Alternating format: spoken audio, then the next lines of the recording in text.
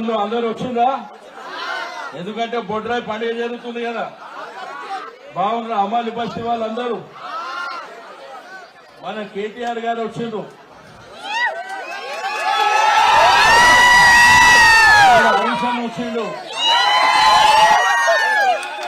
సరే మీకు కూడా పూజలు పొద్దుటి నుంచి బోనాలు అయినాయి, పూజలు అయినాయి, భోజనానికి కూడా టైం అవుతుంది కాబట్టి మీ టైం ఎక్కువ తీసుకోకుండా మీ అందరికీ మరోసారి మనస్ఫూర్తిగా అభినందనలు తెలియజేస్తూ గౌరవ మాజీ మంత్రి వర్యులు హరీష్ అన్నను మాట్లాడవలసిందిగా కోరుతాం. అమాలి బస్తీ అక్కా చెల్లెళ్లకు అన్నదమ్ములందరికీ కూడా ఈ బొడ్రాయి పండుగ సందర్భంగా మీ అందరికీ పేరు పేరున శుభాకాంక్షలు తెలియజేస్తా ఉన్నాం. జనరల్ గా అమ్మవారిని బొడ్రాయి పండుగ చేస్తే అంతా మంచి జరుగుతుంది, శాంతి చేయాలని, ప్రజలందరూ ఆయుర ఆరోగ్యాలతో ఉండాలని, మన కోరికలన్నీ నెరవేరాలని ఈ బొడ్రాయి పండుగ చేస్తూ ఉంటాం. గ్రామాల్లో ఇంకా బాగా చేస్తుంటారు బొడ్రాయి పండుగ.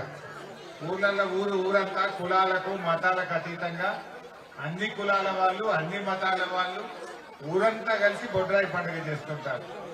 ఇలా ఆ సాంప్రదాయాన్ని మన బన్సీలాల్పేట డివిజన్ లో అమాలి బస్తీలో మీరు కూడా ఇంకా చక్కగా చేయడం చాలా చాలా సంతోషం.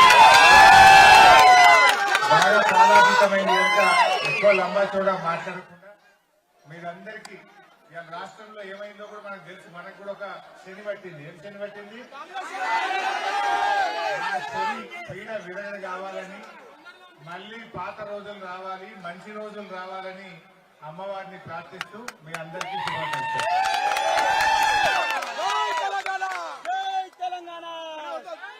మటన్ చికెన్ అన్ని రెడీ ఉన్నాయంట. మరి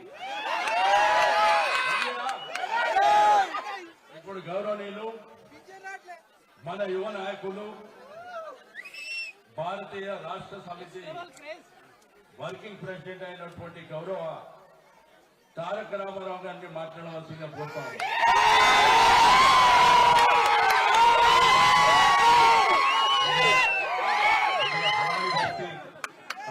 అన్నదమ్ములకు, ఆడబిడ్డలకు, మాకు అదిరిపోయేటట్టు స్వాగతం తెలిపిన మా తమ్ముళ్లకు నమస్కారం. మూడవ సంవత్సరం అట్లాగే బోనాలు ఎత్తి కష్టపడి వాళ్ళు నూకంగా వీళ్ళు నూకంగా తట్టుకొని నిలబడ్డ మా ఆడబిడ్డలకు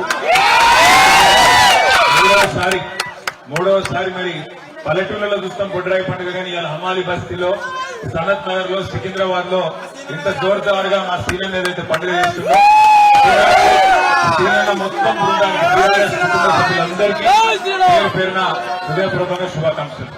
మీ అందరితో నా ప్రార్థన ఒకటే, మరి ఇవాళ పండుగ రోజు, పండుగ అంటే ఇవాళ మొత్తం కుటుంబం అంతా ఇవాళ బ్రహ్మాండంగా అందరు మహిళలందరూ మంచిగా సింగారించుకొని చక్కగా కొత్త చీర కట్టుకొని చాలా చక్కగా తయారై మా పిల్లలు కూడా అందరూ తయారై వచ్చారు. చాలా సంతోషం. ఒకటే ఒక్క మాట, మీకు తెలుసు మనకు 2 ఏళ్ళ మన ప్రభుత్వం పోయి, అయినప్పటికీ ఏ కష్టం వచ్చినా ఏ తక్లీఫ్ వచ్చినా మీకు అండగా నిలబడ్డది ఎవరు? రేపటి కూడా గట్లే ఉంటది. తలసాని శ్రీనివాస్ యాదవ్ గారు హైదరాబాద్ లో, ఒక సనత్ నగర్ లో కాదు, హైదరాబాద్ లో, సికింద్రాబాద్ లో ఎవరికి కష్టం వచ్చినా అండగా నిలబడి నాయకుడు. అట్లాంటి నాయకుడు నాయకత్వంలో తప్పకుండా గత 10 సంవత్సరాలు ఎట్లయితే బ్రహ్మాండంగా మనం హైదరాబాద్ చేస్తున్నామో రేపు అట్లే నడుచుకుందాం. మంచి రోజులు తొందరగా వస్తాయి.